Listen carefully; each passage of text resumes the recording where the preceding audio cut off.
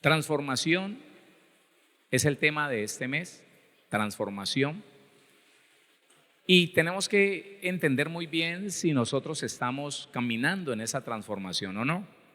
¿Qué está pasando con ese proceso que el Señor dice que tiene que ser un proceso diario, que tiene que ser algo continuo en nuestra vida, que no se detenga? Cuando los ministros durante todo el tiempo han hablado de estancamiento, precisamente han hablado de que el proceso de transformación, y entiéndalo como cambio, entiéndalo como perfeccionamiento, se detiene.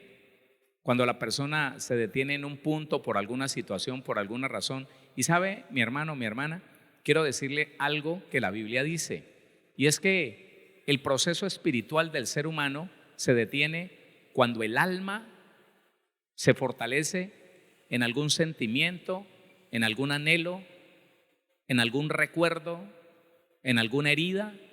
Cuando el alma se fortalece allí, se convierte en el peor estorbo del espíritu. Tenemos que crecer en el conocimiento de Dios y en el entendimiento de su palabra. Pero cuando en el alma del ser humano, del cristiano, existe un problema, algo sin solucionar, entonces ese crecimiento en el conocimiento de Dios se detiene, y ese crecimiento en el entendimiento de la palabra se detiene, porque una persona con un alma dañada, con un alma herida, se detiene cuando escucha decir que si no perdonamos a los hombres sus ofensas, tampoco Dios nos perdona a nosotros.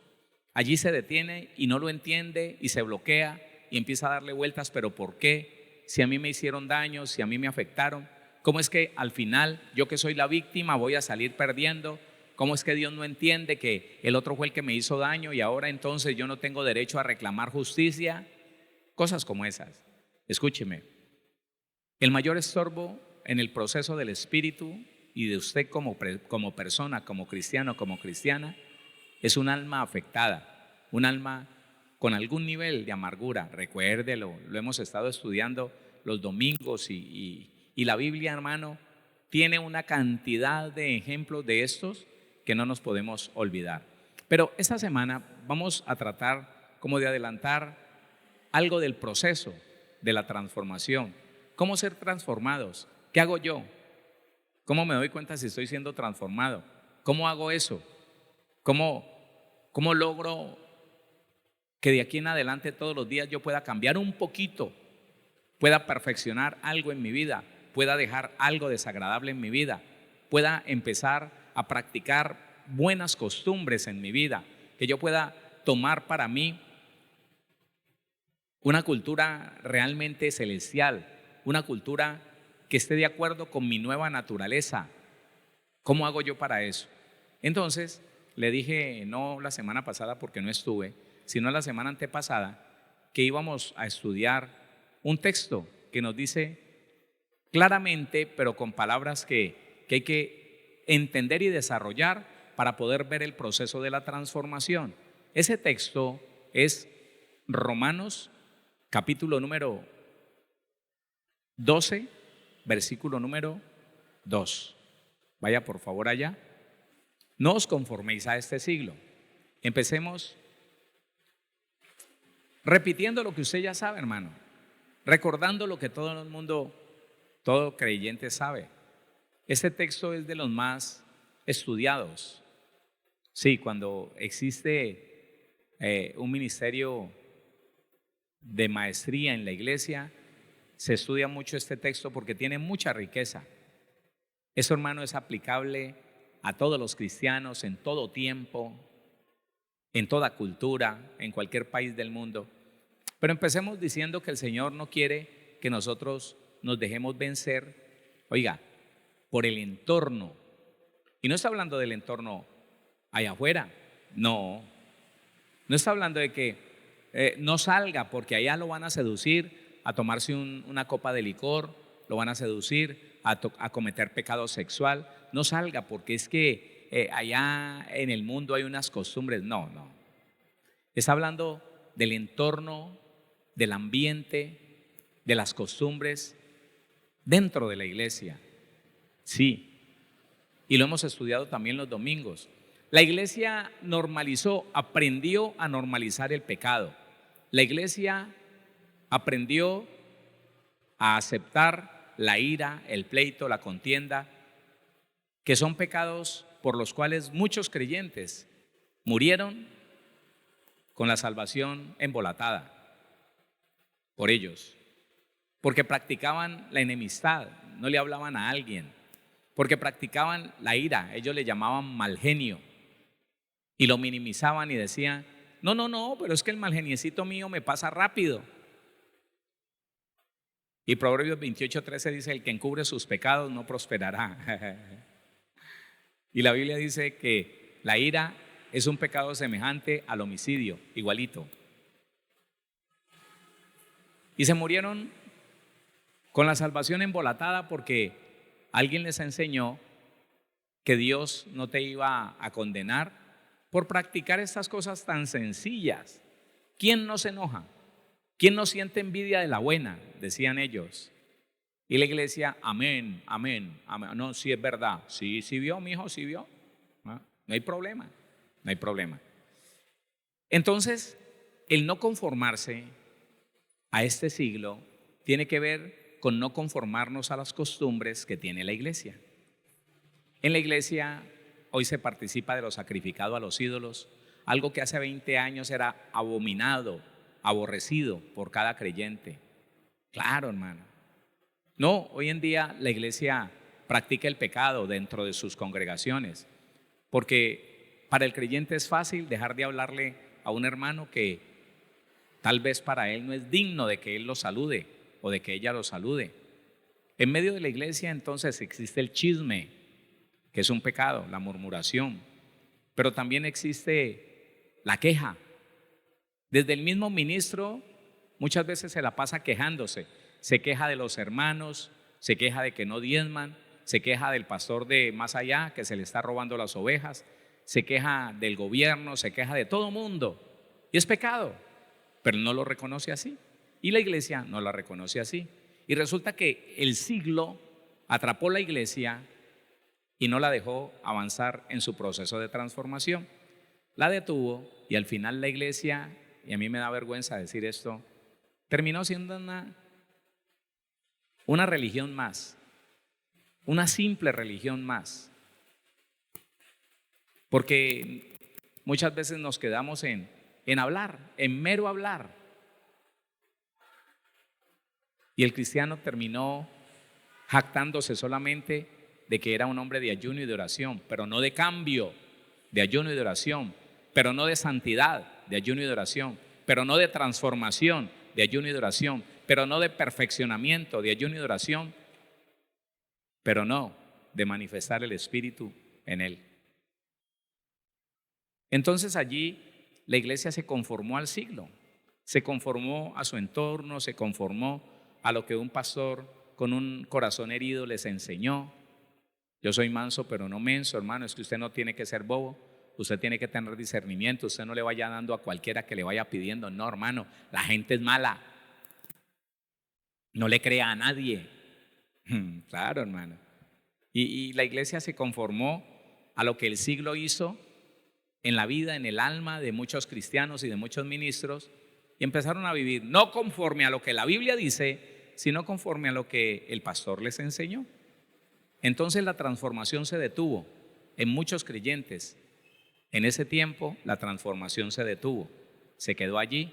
El hombre no salió del problema del odio, esa mujer no salió del problema de la amargura, y siguieron viviendo una vida cristiana pensando que esa obra de la carne que practicaban todos los días no les iba a afectar para nada en su proceso eterno, en su proceso espiritual, llegando a existir así un engaño tan grande en la iglesia que, Dios mío, que el Señor nos ayude a entender que la Biblia no en vano dice, sed santos porque yo soy santo. Que Hebreos, el capítulo 12, en el versículo 14 dice, seguid la paz con todos. No puedes estar en guerra con nadie, no puedes estar con cosas pendientes con nadie. Seguid la paz con todos y la santidad, sin la cual nadie verá al Señor. Y enseguida habla de la amargura. Y la iglesia como que era ciega a esto, hermano.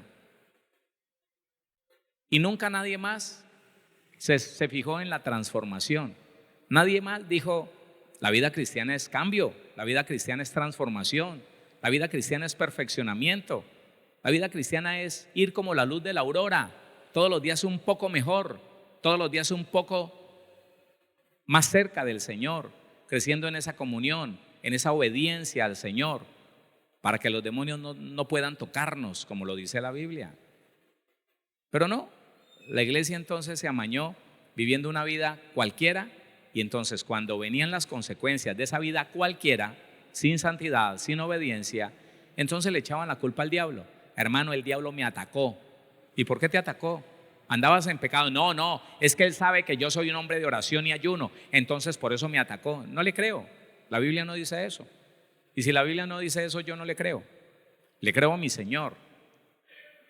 Mi Señor dice, sabemos que todo aquel que ha nacido de Dios no practica el pecado, pues aquel que fue engendrado por Dios, Jesucristo, le guarda, y el maligno no le toca. A eso sí le creo yo. Pero eso de que el diablo me atacó porque yo soy santo, y el diablo me hizo y me deshizo y me tiró al piso porque soy bueno, porque le dio ira que yo sea tan santo, tan lindo, No, hermano, eso es mentira. Se detuvo el proceso de transformación y el diablo tuvo lugar en muchas áreas del cristiano, o en la economía, o con la familia. Les destruyó el hogar, los dejó sin empleo, hermano, terrible. Entonces la Biblia está diciendo, no te conformes a este siglo, no, métete en la palabra, descubre, entiende lo que dice la palabra, vive por la palabra y no se acomode a lo que le digan. Escucha, hermano, no dejaré de decirlo nunca, el error más grande que cometió la iglesia fue creer que los pastores eran perfectos y que todo lo que el pastor le enseñaba era bíblico. Y por pereza no abrían la Biblia y se cercioraban. Y si veían algún desenfoque entre lo que estaban leyendo y lo que les decía el pastor, entonces sencillamente ellos se autoconvencían diciendo, no, es que debe ser que el Señor le reveló al pastor. No existe revelación que contraríe la Biblia, no existe, porque es una mentira. Cuando alguien le diga, el Señor me reveló anoche en un sueño, y lo que diga vaya en contra de la Biblia, es una mentira lo que esa persona dijo. No importa qué tan famoso sea. Mire, yo le he demostrado a usted, sin pensar en la persona, porque yo no tengo, ni yo ni ninguno de nosotros tenemos autoridad para juzgar a una persona como persona, pero lo que sí podemos hacer es juzgar lo que dice la persona, los hechos de la persona. Y yo le he demostrado cómo enseñanzas de gente muy famosa, de mucho respeto, porque los respeto y los admiro, hermano, con toda la letra que usted pueda meterle en la cabeza a alguien, se equivocan porque ahí está la Biblia para desmentir al mentiroso o al que se equivoca y dice algo que no es. Ahí está la Biblia, y por fuera de la Biblia nada es verdad. Escúcheme, por fuera de la Biblia nada es verdad. Y si la Biblia dice, hermano, que la vida cristiana es transformación, usted y yo tenemos que buscar esa transformación. Hermano, es vergonzoso. Mire, es vergonzoso para cristianos que llegaron hace muchos años al Evangelio y siguen siendo igual, siguen siendo pleiteros, contenciosos, llenos de enemistad, murmuradores que hablan mal del uno y del otro, odiando. Oiga, pero es más vergonzoso los que han conocido la verdad y siguieron en la misma situación, defendiendo su odio, defendiendo su amargura, defendiendo lo que el diablo les hizo, diciendo que es que este es malo, que esta es mala, que lo que pasa es que este me hizo daño, que lo que pasa es que hermano, eso es, tenemos que entender, hermano, que en eso no podemos seguir caminando. Iglesia, no podemos seguir caminando en eso. Hay una palabra poderosa, respaldada por el Espíritu Santo, que está en usted y está en mí. ¿Qué más necesitamos? ¿Qué necesita más? No necesitamos más. Mire, entonces, póngale cuidado. Aquí vamos. No te conformes a este siglo. Lo que la iglesia está viviendo hoy en día, hermano, usted tiene que compararlo con la Biblia, para que si le están enseñando algo que no es bíblico, entonces no lo obedezca, entonces no lo viva, viva la palabra. Dice, si no, oiga, en vez de eso, en vez de conformarse a lo que usted ve en medio de las iglesias, que hoy en día en medio de las iglesias se ve adulterio, fornicación, sí, se ve ilegalidad, se ve estafa, se ve engaño, sí, se ve idolatría, se ve una cantidad de cosas, hermano, como, sí, como eso, como que fuéramos solamente una religión. Porque ¿sabe qué pasa con las religiones? En las religiones te mandan a rezar 10 Padre Nuestros, 50 Ave Marías y siga pecando, sí. Y te mandan a que los viernes de Cuaresma no comas carne roja y siga pecando. Y vaya a misa cada 8 días y siga pecando. Esa es la religión. La religión es haga cosas religiosas, cosas que le mande su autoridad eclesial, pero no cambie, siga pecando, siga haciendo lo malo. No es así, sino transformaos, ahí está. No te conformes a lo que vive la iglesia hoy en día, cerciórate en la palabra. Más bien, de otra forma, distinto a eso, transfórmate, transfórmate. Pero ¿cómo lo hago? Ahí está. ¿Cómo lo hago? La fórmula está aquí. En este versículo está todo lo que usted y yo necesitamos saber para cerciorarnos que nuestra vida, nuestro evangelio, el evangelio suyo y mío, es un evangelio efectivo, un evangelio de cambio, de transformación. ¿Cómo debe ser el evangelio que vivimos usted y yo? Cambio, transformación. Otra cosa no sirve, otra cosa es mentira, otra cosa es irreal, otra cosa es religiosa. Sí, otra cosa no sirve, hermano. Cambio, transformación. No puedo seguir siendo el mismo diciendo que hace 20 años voy a una iglesia cristiana y lo que pasa es que si todavía insulto a mi esposa y todavía pateo a mis hijos y soy irresponsable y no les doy lo que necesitan, es porque el diablo me ataca, es porque el diablo, que sabe que soy tan bueno, entonces me hace la encerrona y todo lo demás. No, hermano, que eso quede en el pasado. Esa mentira tiene que quedar en el pasado. La Biblia dice que quién será el que te puede hacer mal si tú haces lo bueno. Nadie te podrá hacer mal, nadie. Entonces dice, no os conforméis a este siglo, sino cambie eso por otra cosa, sino transformaos por medio de la renovación. ¿Cómo nos vamos a transformar? Por medio de la renovación. ¿De renovar qué? ¿Qué es lo que tengo que renovar? El entendimiento. Eso es todo. Eso es todo. Me voy a transformar a través de renovar mi entendimiento. Diga conmigo, me voy a transformar a través de renovar mi entendimiento. Otra vez, me voy a transformar a través de renovar mi entendimiento. Dígalo un poquito más fuerte, me voy a transformar a través de renovar mi entendimiento. Y ahora vamos a ver qué es eso. Ahora vamos a entender qué es lo que está diciendo Pablo allí. Entonces la palabra transformación la vimos hace 2 semanas, dijimos que era metamorfosis. Quiero ahora estudiar la raíz o las palabras de donde viene esa palabra metamorfosis. Lo primero que vamos a hacer es que vamos al 33, 39 y es la palabra metamorfo. Pero quiero que mire allí que dice que esta palabra metamorfo viene del griego G, la G es griego, 33:26 y del griego 34:45. Quiere decir que esta es la raíz, estas dos palabras son la raíz de la palabra metamorfo. ¿Y qué significa la palabra metamorfo? Transformar, literalmente o figurativamente, metamorfosis. Léalo ahí, transfigurar. ¿Sabe qué significa la palabra transfigurar? Transformarse en otra cosa. Eso es. A usted lo conocieron como alguien. Usted llegó a la vida cristiana 2 años, 3 años después.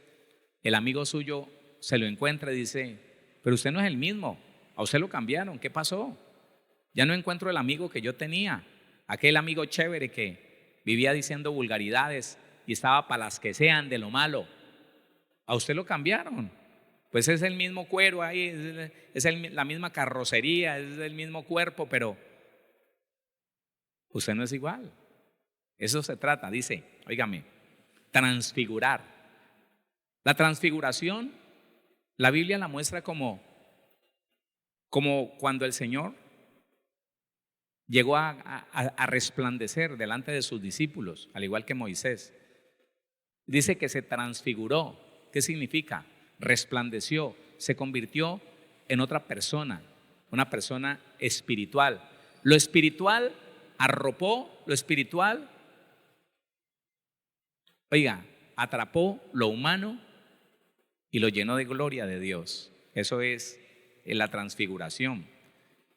Transformar, eso es. Entonces, miremos lo que significa el 33:26, porque de estas dos palabras, 33:26 y 34:45, se tomó la palabra metamorfo. 33:26 dice así: preposición primario, a menudo usada como adverbio, propiamente que denota acompañamiento en medio de una situación.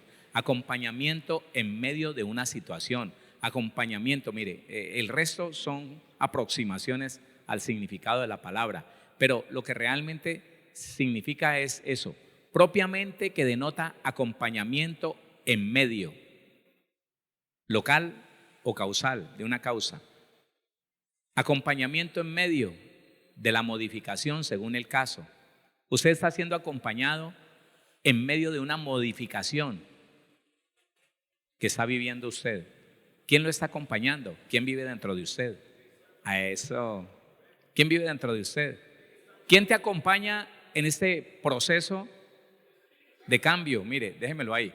En esta modificación dice que denota acompañamiento en medio de una modificación, cualquiera sea el caso. Y es que, hermano, les decía la primera semana de este mes que todos estamos en una transformación, o hacia lo bueno o hacia lo malo. Un cristiano puede estar creciendo en la transformación hacia lo bueno. Viene alguien y lo convence de algo que no es, y él se deja convencer de algo que no es, y su transformación empieza a virar, empieza a irse hacia otra forma, hacia otra situación. Y él sigue siendo transformado, pero ahora hacia lo malo. Que lo que yo he visto, hermano, es doloroso. Yo he visto personas que conocí siendo buenas personas. Yo no las conocí como eran antes de Cristo, no. Yo llegué a la iglesia, me encontré esa persona, aleluya, gloria a Dios. Qué gran persona, qué gran hombre, qué gran mujer de Dios. Y un día, por alguna situación, empezó a ser transformado en otra cosa. Empezó a llevar la contraria, empezó a mostrarse inconforme, a percibir injusticia. Y un día tomó una decisión, sacó a relucir una cantidad de cosas horribles y fue transformado en algo terrible. Entonces, esa es la primera palabra que se tomó para metamorfo. Entonces, denota acompañamiento en medio de una modificación que usted está viviendo. Usted está siendo modificado, usted está siendo modificada. ¿Se deja o no se deja? ¿Lo permite o no lo permite? Hermano, allí es donde tenemos que acordarnos y conectar, porque es que la Biblia es tan hermosa. La Biblia se va conectando con todas sus verdades y uno va entendiendo ese diseño tan poderoso, hermano. Entonces, conéctese con esos principios bíblicos como es el perfeccionamiento. Entonces, conéctese con todo lo que acompaña al perfeccionamiento, que el perfeccionamiento es transformación, es cambio. Entonces, Dios se está acompañando en medio de una modificación que está haciendo en ti. Esa modificación te va a llevar a ser una persona más espiritual todos los días, que consideres menos la posibilidad de hacer lo malo, todos los días menos te va a oprimir la posibilidad de hacer lo malo. Cada día el mal se debilita, el registro de pecado, no el hombre de pecado porque ese fue muerto, pero el registro de pecado, el recuerdo de lo que fue el pecado, se va debilitando en tu vida y en mi vida y está siendo acompañado en un proceso de modificación. En medio de esa modificación hay alguien que te acompaña, se llama el Espíritu de Dios. ¿Está bien? ¿Lo entiendes?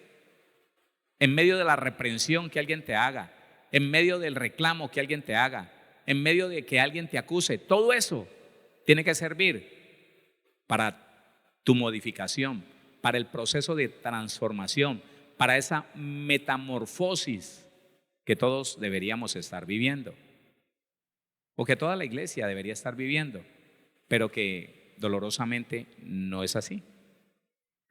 Entonces, póngale cuidado.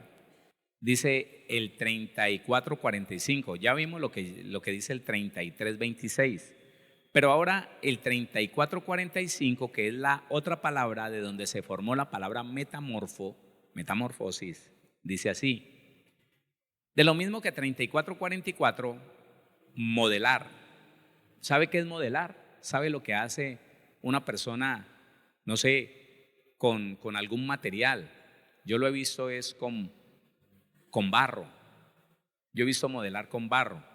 He visto a los indígenas poner la rueca allí y van formando las vasijas de barro. Con sus manos les van dando forma, les sacan cintura aquí, los hacen abierto acá. Eso se llama modelar. Darle una forma a algo, puede ser con la mano o con algo más, dice. Modelar, eso es. Figurativamente forma. Entonces, en ese acompañamiento de cambio, de transformación, Dios te está modelando. Dios está haciendo de ti una persona diferente. Allí, pero como dice, de lo mismo que 34:44, cerciorémonos qué dice el 34:44. Dice, tal vez de la base del 33:13, mediante la idea de ajuste de las partes. Oiga, qué tremendo esto, ¿no? El Señor está ajustando ciertas partes de nuestra vida. Es ahí donde usted se ve incómodo, es ahí donde usted siente que le quitaron algo, que lo dejaron así, se sintió vacío, se sintió como que, yo no esperaba esto nunca. Lo que pasa es que el Señor está ajustando las partes de ese hombre espiritual, de esa mujer espiritual que Él quiere formar. ¿Qué está haciendo Dios? Formando. ¿Y cómo nos está formando? Oiga, a través de ajustar todo eso que estaba flojo, sobre todo, hermano, el carácter. Yo le hago un llamado, usted mi hermano, usted mi hermana. Lo más importante para el Señor es el carácter de la persona. Un carácter que de la mano de la palabra, de la mano del Espíritu Santo, usted y yo podemos reformar. El carácter se tiene que reformar. El carácter fue hecho de algunas experiencias que tuvimos en el mundo desde niños, pero hoy en día ese carácter se puede reformar a la imagen de Jesucristo, a la imagen de ese varón perfecto, a la medida de la fe de nuestro Señor Jesús. ¿Cómo? Tomando principios bíblicos y haciéndolos parte de mi personalidad. Si antes tenía temor, ya no tengo temor. Si antes para poder alcanzar algo mentía, ya no miento. Entonces va cambiando el carácter de la persona, porque el carácter es lo que yo soy, el carácter es lo que usted es. Y el carácter determina todo lo demás. El carácter determina tu temperamento. ¿Cómo reaccionas tú ante una situación de peligro? ¿Cómo reaccionas tú ante una situación de insulto, de ofensa? ¿Cómo reaccionas? ¿Te enojas? ¿Te llenas de ira? ¿O con paciencia escuchas, analizas, meditas? Y cuando hablas, hablas con sabiduría, pagando bien por el mal que alguien te quiera hacer. Eso es. Entonces, mediante la idea de ajuste de las partes, forma, figurativamente, naturaleza. Qué bendición que aparezca esta palabra aquí. Dios está ajustando en nosotros, en usted y en mí, la nueva naturaleza. Y aquí entonces, escúcheme, aquí es donde tenemos que ir a mirar que realmente Dios lo hizo todo ya. Óigame, Dios ya todo lo hizo. Él no tiene nada por hacer. Ya todo lo hizo. Diga conmigo, el Señor, mi Padre, ya todo lo hizo. Ah, qué tremendo. Ahora entonces tenemos que mirar qué fue lo que Él hizo. ¿Qué fue lo que Él hizo que me garantiza a mí que yo puedo ser transformado, que yo puedo vivir ese proceso, óigame, de ajuste, de cambio? ¿Mm? Lea conmigo entonces Efesios capítulo 4.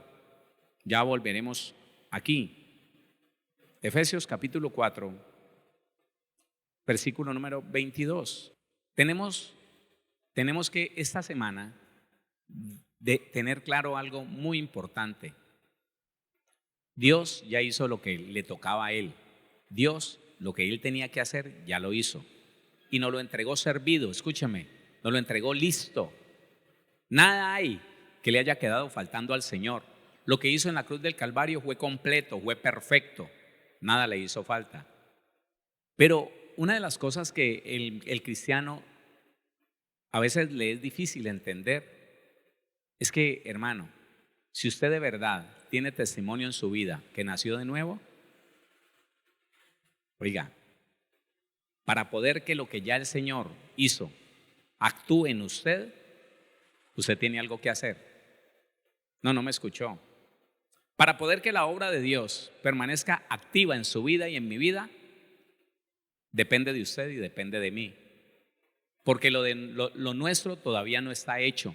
Lo nuestro se tiene que hacer. Escúcheme, nada más leyendo este versículo, este primer versículo, usted se da cuenta que Dios nos está diciendo, hágalo usted. Hágalo usted. Yo ya lo hice, hágalo usted. Lea ese versículo 22, léalo conmigo. En cuanto a la pasada manera de vivir, Dios te despojará. ¿Sí? Dice, Dios te despojará. ¿Ah? ¿Qué dice? Ah, ¿quién se tiene que despojar? ¿Quién se tiene que despojar? No escucho. ¿Quién se tiene que despojar? Ah, bueno. Ese es el pedacito de la transformación que mucha gente no ha entendido. Pastor, ¿qué hago, pastor? Pastor, es que, ¿sabe qué, pastor? No he podido, pastor. Yo he tratado, pastor, pero yo vuelvo y caigo, pastor. Yo vuelvo. O sea que al Señor le quedó mal hecho algo. ¿Le falta fuerza al Espíritu Santo? ¿Poder? ¿Autoridad? No. Oiga, es que dentro del carácter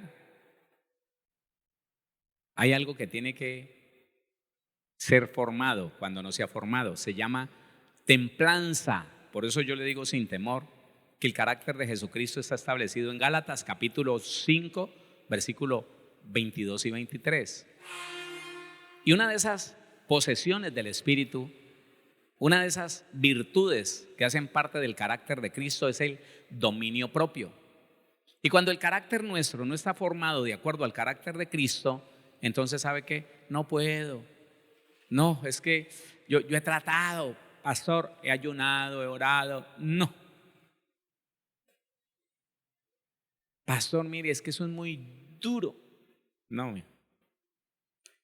le falta, mi papá lo decía, pero eran palabras que él usaba y que son vulgares, porque son del dominio del vulgo, ¿no?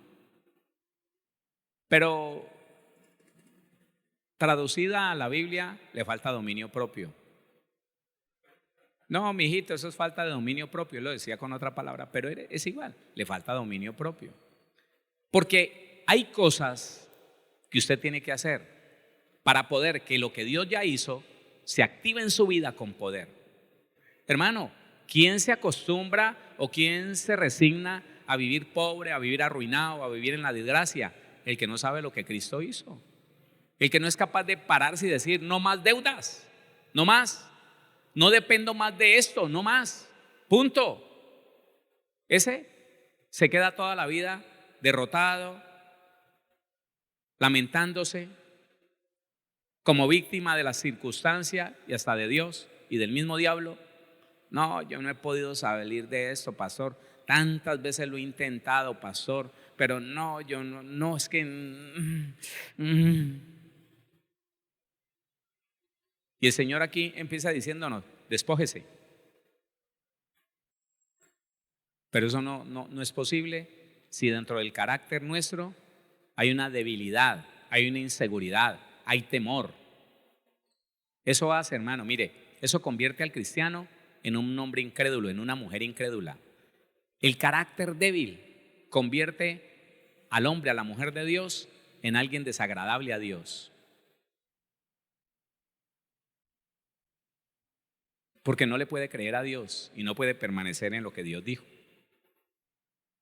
Porque le falta dominio propio, le falta fe. Y esas son virtudes que vienen en el fruto del Espíritu Santo. Virtudes que hacen parte del carácter de Cristo. Ahí está diciendo, en cuanto a lo que viviste, en cuanto al hombre viejo que ya yo maté en la cruz del Calvario, le toca despojarse de los restos de ese muerto que usted está cargando. Se lo digo en palabras mías. En cuanto a la pasada manera de vivir, despójese del viejo hombre, despójese. Ya Cristo lo mató en la cruz del Calvario. Ahora usted quítese los harapos de ese hombre viejo, quítese ese muerto que ya huele feo, quíteselo. Pero entonces el cristiano puede estar caminando con el olor inmundo del muerto, representado en mentira, representado en temor, representado en pleitos, percepción de injusticia, amargura. Y está arrastrando, hermano, con ese hombre viejo, muerto y podrido ahí, arrastrando. Es que no he podido, es que no. El Señor está diciendo, despójese. Usted, despójese. Entendamos esto, póngale cuidado. Proverbios capítulo 16. Es que, hermano, cuando uno entiende que ya el Señor todo lo hizo, que si yo ya reconocí mi pecado, si lo confesé, estoy en manos de una decisión violenta, firme y radical. Se llama determinación.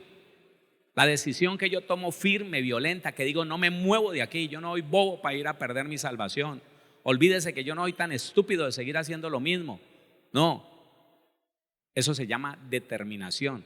Y mire lo que dice Proverbios capítulo 16, versículo número 1.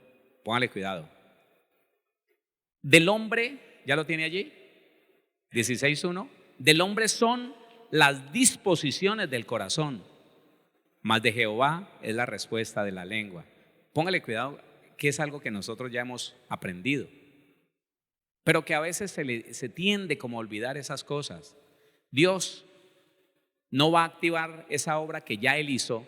Dios no va a activar en tu vida y en mi vida aquello que ya Él completó. Esa obra perfecta no la va a activar en nosotros, sino a partir de que usted y yo nos dispongamos a vivir ese proceso. Pero como a veces es doloroso, ¿cómo así? Yo tengo que perdonar. Mire, una mujer me decía, muy llena de amargura, pues uno entiende que cuando la persona no ha entendido la Biblia, no le queda de otra, sino pararse en su dolor. Ella me decía, pastor, es que explíqueme una cosa, pastor, yo no entiendo. Yo tengo que hablarle al hombre que me hizo daño durante tanto tiempo, tengo que saludarlo, tengo que sonreírle, pastor. Es algo que yo no entiendo, pastor. ¿Por qué? Porque simplemente no lo perdono y olvido, y si lo veo no lo miro ni lo saludo. ¿Por qué no puedo hacer eso? Un alma herida, un alma afectada, un alma lastimada. Entonces yo le explicaba por la palabra que eso no es un perdón sincero. Y la Biblia dice que aquel que no perdona sinceramente a su hermano sus ofensas, a cualquier ser humano sus ofensas, el Señor lo entrega en las manos de un verdugo. Terrible. De un verdugo. Porque no es perdonar eso de que te dejé de ver y descansé. Y si me encuentro a alguien, sonrío y digo, no, yo a ese hombre yo ya lo perdoné, gloria a Dios, eso pasó. Pero me lo encuentro de frente y el corazón me palpita, me sudan las manos y lo veo y no quisiera saludarlo, quisiera voltear la calle. ¿Qué hago? Ella me decía: pastor, es que no entiendo, pastor, ¿por qué no simplemente perdonarlo y no volverlo a ver? No volver a acercármele, porque ese no es el perdón. Ese no es el perdón. ¿Se imagina usted que nosotros hubiéramos llegado a la presencia del Señor diciéndole: Señor, perdóname mis pecados, yo hice esto, yo hice confesándoselo, yo le hice aquello, lo otro, yo una vez hice esto por aquí, por ahí? Señor, he estado terrible, podrido, en el peor de los pecados, y que el Señor nos mire y nos diga: sí, te perdono, pero apártate de mí, quítate de ahí. No, yo te perdono, sí, está bien, pero ahorita. ¿Se imaginan? Y ella no lo podía entender. No sé si ya lo habrá entendido, pero ella no lo podía entender. Pastor, no entiendo. A esa persona que fue tan mala conmigo, entonces yo tengo que sonreírle y hasta saludarle amable. Pues es el resultado de un perdón sincero. Eso que usted está diciendo que debería hacer, sí, lo debería hacer. ¿Sabe por qué? Porque sencillamente es el resultado de un perdón con sinceridad, de una limpieza, de una libertad en el corazón que no te tiene atada al odio, al reclamo.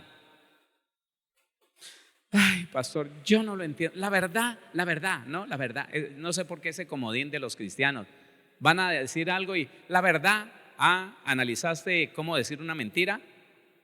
¿Fue que estuviste planeando decir mentira y no viste la forma de mentir? Porque desde que usted diga, pues pastor, la verdad, quiere decir que pensó mucho antes de decir la verdad, que tal vez analizó la forma de decir una mentira y no la encontró, entonces dijo: pues no me queda de otra sino decirle la verdad. Pues la verdad es que pastor, la verdad es que no entiendo, yo no sé cómo hacerlo, pastor, no he podido, no ha querido. El orgullo no nos deja. Del hombre son las disposiciones del corazón, mas de Jehová es la respuesta de la lengua. Si tu disposición le agrada a Dios, Dios mismo va a activar su obra perfecta en tu vida.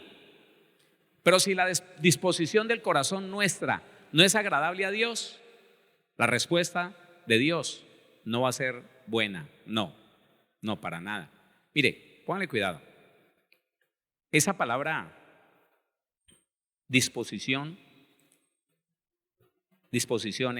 46:33. ¿Qué es disponer? Es arreglar, es decir, figurativamente, mentalmente prepararme. Léalo allá, léalo. Disposición. Oiga, arreglo, es decir, figurativamente disposición mental. Pero tiene una raíz, 61:86. ¿Sabe qué dice esto? Póngale cuidado. Raíz primaria, poner en hilera, oiga, es decir, arreglar, poner en orden, en una variedad muy amplia de aplicaciones, acomodar. Significa que cuando el hombre se dispone a hacer las cosas correctamente, en orden, de acuerdo a lo que Dios le dijo, entonces la respuesta del Señor va a ser en beneficio de aquel que se dispuso a hacer la voluntad de Dios. Pero es ahí donde el cristiano no encuentra respuesta, cuando lo que quiere es muy amañado a su propia voluntad de hombre, a sus intereses, a sus deseos. Alguien, después de un proceso de consejería y de mostrarle la Biblia, me dijo: pastor, me cuestionaba todo lo que yo le mostraba por la Biblia. Gracias a Dios que yo en las consejerías poco uso, yo no uso mi concepto, yo no lo uso. Yo le digo: la Biblia dice eso. Me dijo: pastor, realmente yo quiero decirle algo. Yo no me siento en la disposición de perdonar al papá de mis hijos. Yo voy a esperar que, como lo dice la Biblia, Dios ponga el querer como el hacer. Y yo le dije: en eso no te va a poner el querer como el hacer. No. Si tú estás pretendiendo que un día amanezca el día y que cuando te levantes de la cama tú digas: ¿qué estoy sintiendo? Estoy sintiendo un amor por el padre de mis hijos. Quisiera buscarlo, abrazarlo, perdonarlo, besarlo y decirle que soy para servirle. Si usted está pensando que del corazón le van a hacer eso, usted se tiene que disponer a obedecer a Dios, que le dice: perdone. Y cuando se disponga, entonces se activa la obra de Dios en su vida Y usted sencillamente va a poder empezar a hacer aquello que se dispuso a hacer, que le agradó a Dios, y como consecuencia Dios en su respuesta dijo que se haga así, como ella quiere, como Él quiere, porque me agrada lo que Él quiere hacer. ¿Alguien está entendiendo? Más bien oremos, porque es que se nos va la hora y se nos pasa mucho. Mañana continuamos. ¿Le parece? Mañana continuamos. Mire que dejamos allá Romanos 12, nos vinimos para Efesios y ya estamos ahora en Proverbios. Pero vamos a devolvernos por todos esos textos para no dejar nada inconcluso.